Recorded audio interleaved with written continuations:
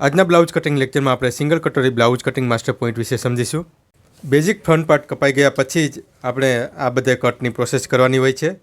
તો આ ફ્રન્ટ પાર્ટમાં આપણે કટોરી શેપની પ્રોસેસ કરીશું. અહીં ગળા વિશે અત્યારે સમજવાનું નથી.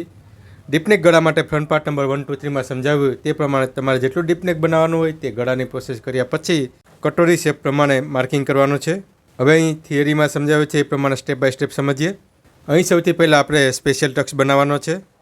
જ્યાં એપેક્સ પોઈન્ટ ડિસાઇડ થયો હોય ત્યાંથી એક્રોસ મેજરની સિલાઈ લાઇન પર આ રીતે માર્ક કરવાનું છે.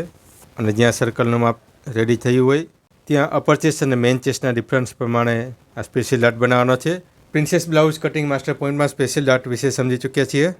અહીં સ્પેશિયલ ડાટ આપણે એપેક્સ પોઈન્ટ સુધી પૂરેપૂરો બનાવવાનો છે. આ રીતે સિલાઈ લાઇનથી અહીંયા શેપ આપવાનો છે. હવે આમાં લખ્યું છે પહેલાં સ્પેશિયલ ટક્સને ટેમ્પરરી પેક કરો. અહીં આપણે જે સ્પેશિયલ ટક્સનું માર્કિંગ કર્યું છે તેને ટેમ્પરરી પેક કરવાનો છે. અને મેઇન ચેસ્ટની લાઇન પર આ સર્કલ સમાપ્ત થાય છે ત્યાંથી અપર ચેસ્ટની તરફ સ્પેશિયલ ટક્સની તરફના સર્કલને જોઈન્ટ કરતાં આર્મ કરવા સ્કેલથી કટોરી શેપનું માર્ક કરો. હવે મેઇન ચેસ્ટની લાઇન પર કટોરી શેપની શરૂઆત કરી છે ત્યાંથી નીચેની તરફ બેલ પાર્ટની તરફ અંડરબસ્ટ લંબાઈના માર્ક સુધી કટોરી શેપનું માર્ક કરો.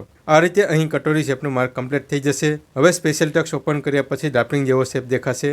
ગળાની તરફ કટોરીનો શેપ ઉપર નીચે બનાવવા ઈચ્છતા હો તો પણ બનાવી શકો છો. સૌથી પહેલાં અહીં આપણે ગળાનું ડ્રો કરી લઈએ. હવે અહીંથી તમારે કટોરીનો શેપ જ્યાંથી લેવો હોય તે માર્ક કરી દેવાનો. અહીં તમે ઉપર નીચે જ્યાં પણ માર્ક કરવું હોય તે કરી શકો છો. ગળાના ડીપ પ્રમાણે માર્ક કરવાનું હોય છે. હવે અહીં મેઇન ચેસ્ટની લાઇન પર આ સર્કલ પૂરું થાય છે તો અહીં એક માર્ક કરી દેવું. હવે સ્પેશિયલ ટક્સને આપણે પેક કરવાનો છે. આ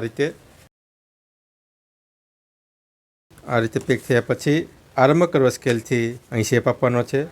જો પહેલાં અહીંથી અહીંયા માર્ક કરી દેવું અને તે પછી અહીં આપણે જેમ ડિસાઇડ કર્યું હોય ત્યાં માર્ક કરી દેવાનું. આ રીતે અહીં કટોરીનો શેપ થઈ જશે. તે પછી અહીંયા નીચેની તરફ આ કટોરીનો શેપ આપી દેવો. હવે આ ટક્સને ઓપન કરી દઈએ. હવે જુઓ ટક્સ ઓપન થયા પછી આ ડ્રાફ્ટિંગ જેવો શેપ દેખાશે. આ રીતે અહીં કટોરી શેપનું માર્ક કમ્પ્લીટ થઈ ગયું છે. હવે નેક્સ્ટ પોઈન્ટ સમજીએ. આ કટોરી પાર્ટમાં હુકાઈ તરફ અડધા ઇંચનો ટક્સ લગાવવા જરૂરી છે. આના માટે પ્રિન્સેસ શેપ કટિંગ લેક્ચરમાં સમજાવેલું છે. તમે ફ્રન્ટ પાર્ટમાં હુકાઈ બનાવવા ઈચ્છો છો તો જેમ ડ્રાફ્ટિંગમાં ડ્રો કરેલું છે તેમ અડધા ઇંચના ટક્સને જોઈન્ટ કરતાં ગળાની તરફથી 0.25 થી 0.50 ઇંચ સુધી કટિંગ કરો. જો અહીં એ સમજાવવામાં આવ્યું છે કે આપણે આગળની તરફ હુકાઈ રાખવાના હોય તો અહીં ગળાની તરફનો જે આપણે ટક્સ છે તે લગાવવાની જરૂર નથી. તેની બદલે અહીંથી આપણે ક્રોસ કટિંગ કરી લેવાનું હોય છે.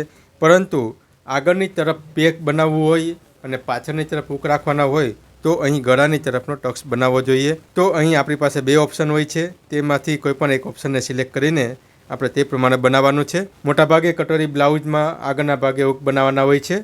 તો એટલે આપણે આ ગળાનો ટક્સ નહીં લઈએ, એની બદલે આપણે અહીંથી કટિંગ કરીશું. તો સૌથી પહેલાં અહીં આપણે હુકાઈ તરફના ટક્સનું અંતર બનાવવાનું છે. હુકાઈ તરફના ટક્સ માટે આપણે પાછળના લેક્ચર પ્રિન્સેસ કટિંગમાં સમજ્યા તે જ રીતે અહીં બનાવવાનું છે. 1.25 ઇંચ અને 1 પોઈન્ટ હુકાઈ તરફનો ટક્સનું અંતર બનશે અને અહીં સર્કલની તરફ અડધા ઇંચના ટક્સની પહોળાઈ બનશે. અહીં તમને જે સિંગલ કટોરી બ્લાઉઝનું કટિંગ સમજાવી રહ્યા છે તે પ્રોફેશનલ કટિંગ છે. આપણે જે બેઝિક કટિંગ કરતા હોઈએ તેમાં આપણે કટોરીનો પહેલાં ફરમો કાપવાનો હોય, પછી તેને એનલાર્જ કરવાનું હોય અને પછી એ કટોરીને પણ ઉરેબમાં કટિંગ કરવાનું હોય છે. અહીં આપણે જે કટોરી કટિંગ કરીશું તે સીધી કટોરી થશે એટલે સીધા કાપડમાં જ આ બનાવવાનું રહેશે. હવે જ્યાં અંડરબસ્ટ લંબાઈનું માપ પૂરું થયું હોય તેને માપવાનું છે. કટોરીમાં આપણે આ ગોળ ટક્સ લેવાનો છે. તો અહીં જ્યાં ગોળાઈ પૂરી થઈ છે 3.25 અને 1 પોઈન્ટ, તો અહીં પણ અંદરના માપને માપતા 3.25 અને 1 પોઈન્ટ જ્યાં પૂરી થાય ત્યાંથી જ આપણે બેલ પાર્ટનું માર્ક કરવાનું છે. અહીં જુઓ ડ્રાફ્ટિંગમાં પણ એ રીતે જ બતાવવામાં આવેલું છે. કારણ કે અહીંયાની ગોળાઈ વધારે છે અને અંદરની ગોળાઈ ઓછી છે એટલે માપ અહીંયા આવી જશે. હવે બેલ પાર્ટ શેપ માટે અહીં સમજાવવામાં આવ્યું છે તે રીતે આપણે બનાવી શકીએ છીએ. અને તે સિવાય પણ અહીં જે બેલ પાર્ટના શેપ આપેલા છે તે પ્રમાણે તમે કોઈપણ પ્રકારના શેપથી કટોરી માટે આ બેલ પાર્ટનો શેપ બનાવી શકો છો. જરૂરી નથી કે અહીંથી 2.5 ઇંચ 3 ઇંચ હોવું જોઈએ. અહીંયાથી આ જે સર્કલનું માપ છે ત્યાંથી તમારે જેટલું પણ ઉપર ક્રોસ લેવું હોય તેટલું તમે બનાવી શકો છો. અહીંયા અંદરની તરફના સર્કલના માર્કથી પણ આપણે જેટલું ઉપર લેવું હોય એટલું બનાવી શકીએ છીએ. તો અહીં આર્મ કર્વ સ્કેલથી આ બેલ પાર્ટના શેપનું માર્ક કરવાનું છે અને અહીં આપણે આ સ્કેલ દ્વારા માર્કિંગ કરીએ. અને ડ્રાફ્ટિંગમાં સમજાવ્યું છે તેમ ગળાની તરફથી આપણે 0.25 ઇંચ ઓછું કરવાનું છે. તેને ઉકાઈ તરફનો જે ટક્સ છે તેને ટચ કરીને માર્ક કરવાનું છે. તો આ રીતે અહીં કટોરી શેપનું માર્કિંગ પૂરું થાય છે. બેઝિક ફ્રન્ટ પાર્ટ કપાઈ ગયા પછી પ્રિન્સેસ, કટોરી, ડબલ કટોરી, સબ્યાસાચી, શોલ્ડર પ્રિન્સેસ તમારે જે પ્રકારનો શેપ બનાવવો હોય તે તમે બધું જ કન્વર્ટ કરી શકો છો. તમારે માત્ર બેઝિક બેક પાર્ટ અને બેઝિક ફ્રન્ટ પાર્ટ શીખવાની જ જરૂર છે. બાકીનું બધું ખૂબ જ ઇઝી છે. હવે આપણે અહીંયા આને કટિંગ કરી લઈએ.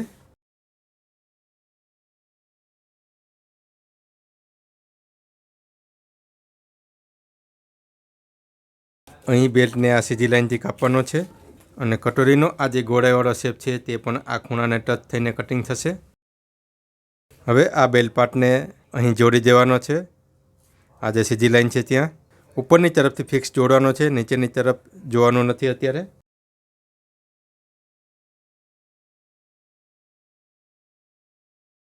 આ રીતે અહીંથી કટિંગ કરીને બેલ્ટ પાર્ટનો વ્યવસ્થિત શેપ કટિંગ કરવાનો છે.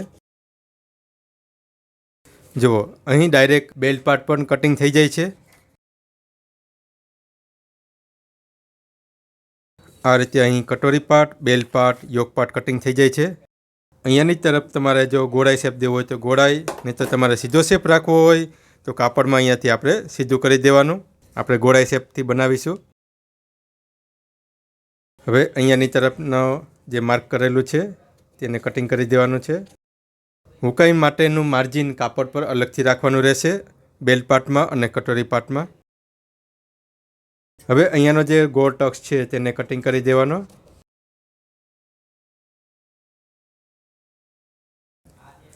અને અહીંયાનો જે સ્પેશિયલ ટક્સ છે તેને આપણે પેક કરી દેવાનો છે. સ્પેશિયલ ટક્સને પેક કરીએ એટલે અહીંયાનો જે મેઇન ડાટ છે તે વધારે પહોળો બને છે. જુઓ આ રીતે અહીં કટોરી પાર્ટનું માર્કિંગ પૂરું થાય છે, બેલ્ટ પાર્ટનું માર્કિંગ પૂરું થાય છે. હવે યોક પાર્ટ પર આ સ્પેશિયલ ડાટને પેક કરવાનો છે. અને પેક કરવાનો હોય ત્યારે અહીંથી થોડો ઓપન કરવાનો રહેશે. જો હવે અહીંથી આ કટોરી પાર્ટને અહીંયા મૂકીએ તો અહીંયાની તરફ એક ડાટ જેવી પ્રોસેસ થઈ જાય છે. આ પ્રોસેસથી બનાવતા કસ્ટમર જ્યારે બ્લાઉઝ પહેરશે તો અહીંયાની તરફથી એકદમ પરફેક્ટ ફિટિંગ આવશે. હવે કાપડ પર આનું કટિંગ કરીને સમજીએ. સૌથી પહેલાં અહીં બેલ્ટ પાર્ટનું કટિંગ કરીએ. કાપડ અહીં તમારે સીધું રાખવાનું છે. અહીં સૌપ્રથમ હુકાઈનું માર્જિન રાખવાનું 0.25 અને 1 પોઈન્ટ અથવા 0.25 તમારે જેટલું માર્જિન રાખવું હોય તેટલું રાખી શકો છો. અને અહીં તમે જેટલું માર્જિન રાખો છો તો સિલાઈ કરતી વખતે પણ એ જ માર્જિન પર સિલાઈ હોવી જરૂરી છે. તેનાથી વધારે કે ઓછી ના હોવી જોઈએ.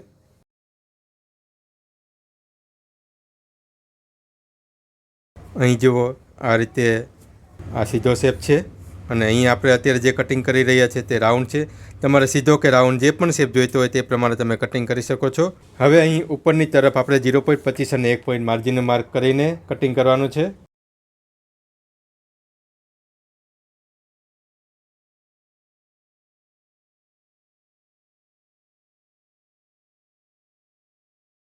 આ બેલ્ટ પાર્ટનું નીચેથી સીધું કટિંગ.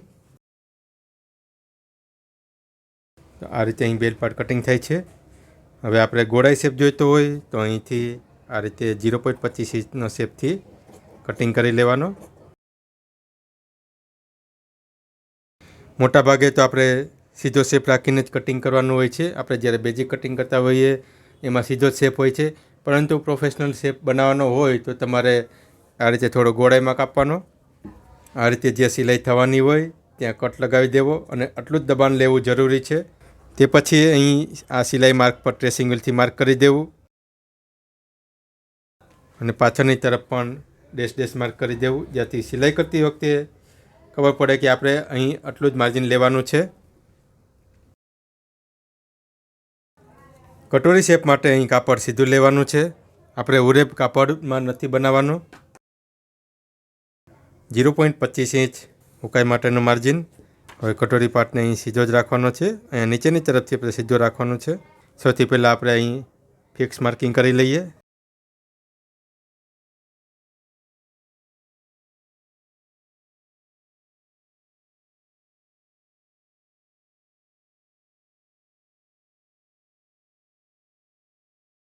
આ પ્રકારના પ્રોફેશનલ કટિંગમાં કટોરીમાં પણ અહીં ઉકાઈ તરફ ડાટ લગાવવો જરૂરી છે.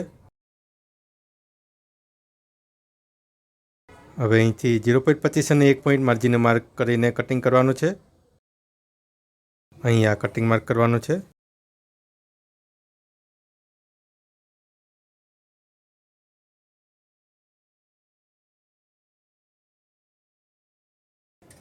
જ્યાં જેટલું સિલાઈ માર્ક લેવાનું છે ત્યાં આ રીતે કટ કરી દેવો જરૂરી છે. હવે આ ટક્સ પર આ રીતે ટ્રેસિંગલથી માર્ક કરી દેવાનું છે. જ્યાં જ્યાં સિલાઈ માર્ક હોય ત્યાં આ રીતે ટ્રેસિંગલથી માર્ક કરી દેવાનું.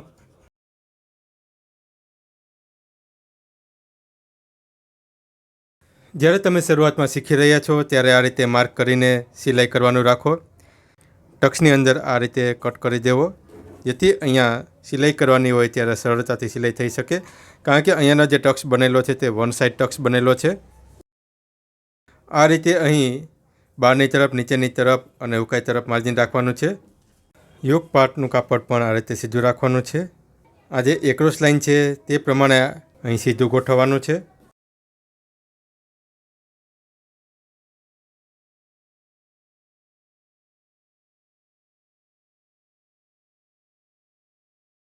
આ રીતે માર્ક કર્યા પછી અહીં અંદરની તરફ અને અહીં નીચેની તરફ 0.25 અને 1 પોઈન્ટ માર્જિનને માર્ક કરીને કટિંગ કરવાનું છે.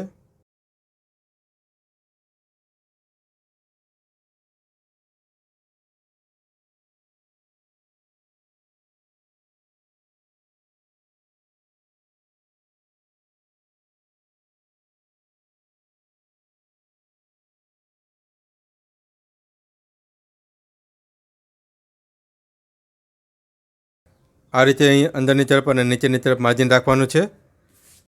તો જુઓ અહીં આ રીતે કટોરી બ્લાઉઝનું કટિંગ પૂરું થાય છે. અહીં આજે તમને સમજાવવામાં આવ્યું છે તે રીતે તમારે ભરપૂર પ્રેક્ટિસ કરવાની છે.